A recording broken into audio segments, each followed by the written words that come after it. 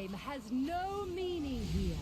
Your pain will be... Make this worth my time.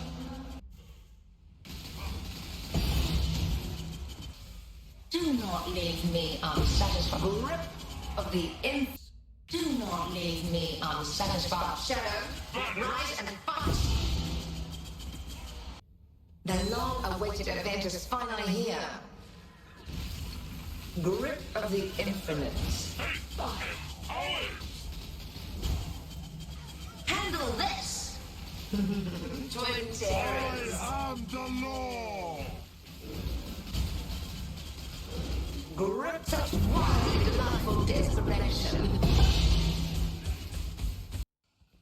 Your absurd defiance ends here, hatchling.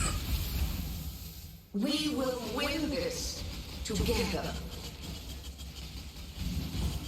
Disintegration. Cleansing. The hatchling surprises.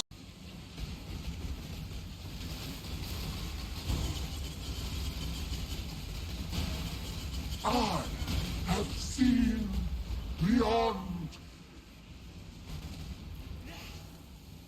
You will long for Non-existence.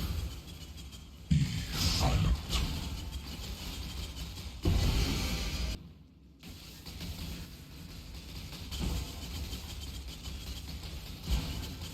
A cascade of prey.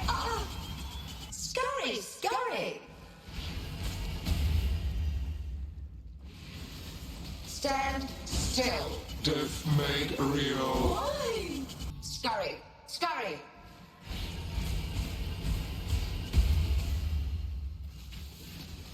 Do what I say.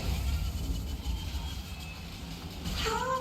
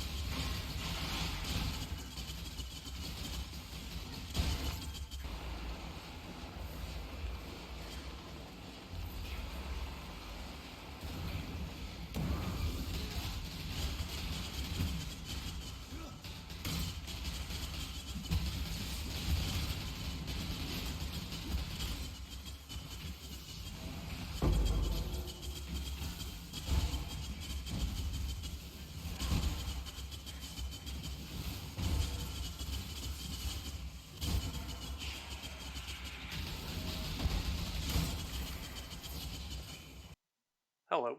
Today, I would like to talk about my 39 Charge Discharge Slayer build. This is by far my most expensive build, as we will get into my gear later, but in the description, I will put various different POBs at different budgets, ranging from 20 Divine all the way up to 4 Mirrors. And yes, while obviously the 20 Divine budget will not be one-shotting bosses, you'll still be hitting basically the entire screen for millions of damage every couple seconds. But before I get into the choices that I made with this build, I will put a little caveat in that the gear that I'm running and the ideal items that you will want will require you to chance void batteries. So, like I said in my previous video where I semi-ranted that there are many extremely OP uniques in Crucible, they're just not very widely known, and I pointed out that the Brutus Lead Sprinkler was one of them. Well, also, Void Battery is one of them, and that is due to this node that gives you +1 maximum power charges, along with Void Battery already having an explicit of +1 maximum power. Thus, each one of our wands give +2 maximum power and since we're Slayer, using the Badge of the Brotherhood, each power charge that we get converts to a +1 to all charges. So, along with the power charges on the Crucible tree, we also get cooldown reduction, which puts our discharge at a 1.5 second cooldown, and also the negative side effect of 10% reduced skill effect duration is also a benefit, as this is reducing the duration of our Aspect of the Cat, which is giving us perma-sustain on our Frenzy and Endurance charges, which I will get to later when I talk about the chest. Each weapon also gives 60 crit multiplier, which again, the downside doesn't matter since we're not an attack-based build with wands. And the last Crucible node is just some flat damage. So since Void Batteries are likely a tier 1 unique, from my testing and the few people that I've talked to, I believe on average it will take roughly 10 to 15,000 chance orbs per Void Battery that you have. Thus, if you're looking to min-max this build, be ready to chance orb and scour for at least 10 hours straight, as when I was doing this, I was using roughly 2,000 chance orbs per hour, and I wasn't going super hardcore about it, and at the current market price, it costs roughly 5 divines per 1,000 chance and scours. Thus, at a minimum of 20,000 chances, you're looking at a 100 divine investment, and this is not including creating the base Crucible tree, and this is also not counting the time investment that it'll take that you could have spent farming currency. Thus, these weapons I would value at roughly 250 divines to 350 divines each, depending on what the actual chance value is. But again, this +1 power charge in the Crucible tree is not required, as even if you don't have these Void Batteries, but you have all the rest of the gear, you will still be hitting on average 20 million plus discharges. But with that out of the way, I will go into my other choices that I made for this build. So going into it, when creating this build, I knew that I wanted to create a well-rounded character and definitely not skip out on any defenses, as typically when people make discharge builds, they kind of go pretty much full glass cannon, but in my opinion, this is not very fun because I don't like dying, and I didn't really need that much more damage. As you saw by the clips, I can pretty much 3 to 5 shot any endgame boss that's non-Uber, and thus, if you take this build into Ubers, it can be a pretty smooth experience depending on your skill level. But also, along with the tankiness that I wanted, I did not want the build to be reliant on the bugged interaction that most Discharge Slayers are currently using, and that is being completely reliant on charge sustain from Ralakesh's boots, which, along with not wanting to play with the bugged interaction, I also didn't want the hassle of constantly weapon swapping, which you need to do if you're playing this build variant. And also, I kind of wanted the stats from my boots and the sockets that my boots provide. Thus, even if I was using them, I don't even think they're that much better than my current setup. And again, like I said, even if they did give more damage, I don't really need them more damage, as I rather just have a tanky and smooth playstyle.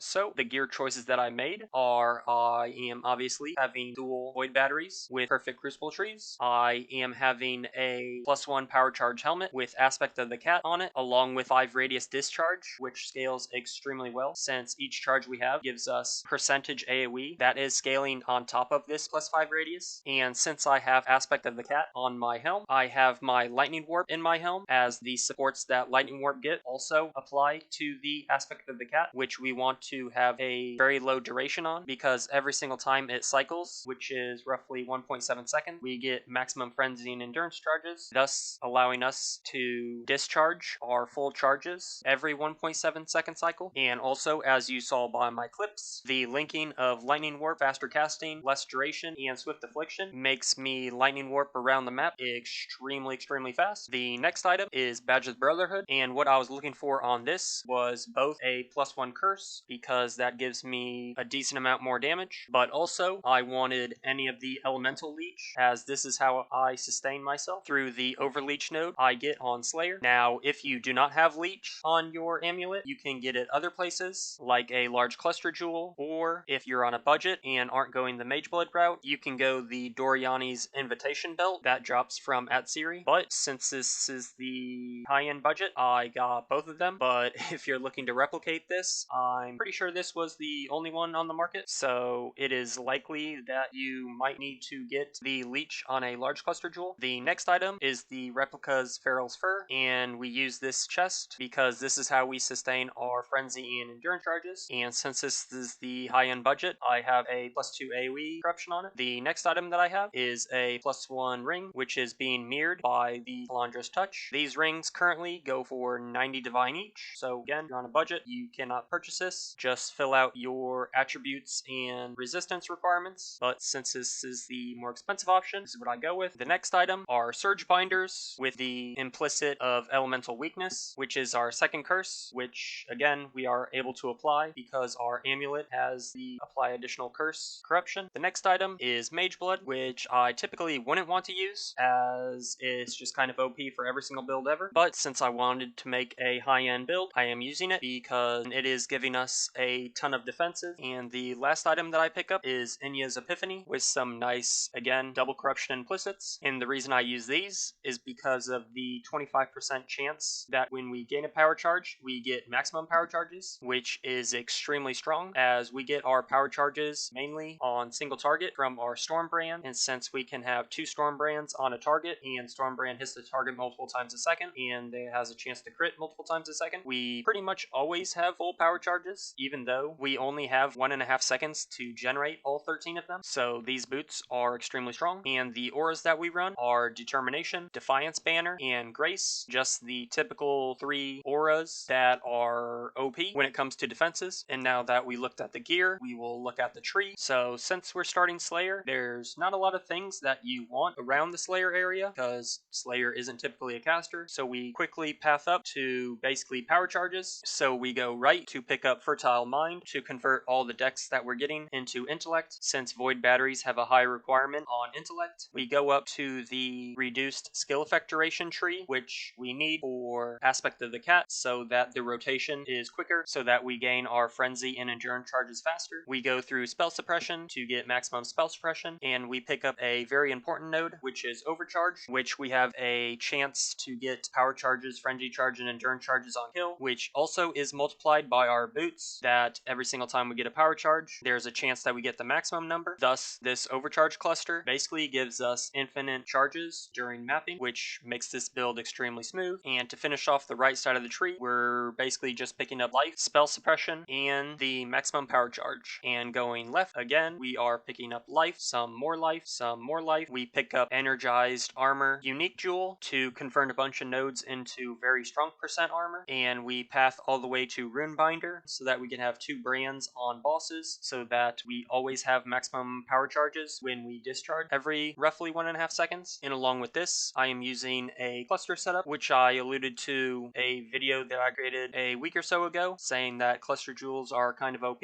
and that is I'm using a large cluster and 2 medium clusters to basically give me all the stats that all my unique gear does not give me, which is life, chaos resist, and all elemental resist. But all in all, I believe this build is extremely strong, as it is strong defensively, it is strong mobility wise, it's obviously strong when it comes to AoE clear, as we hit the whole entire screen every 1.5 seconds. So if you have any comments or questions, put them in the comments and I'll get to them.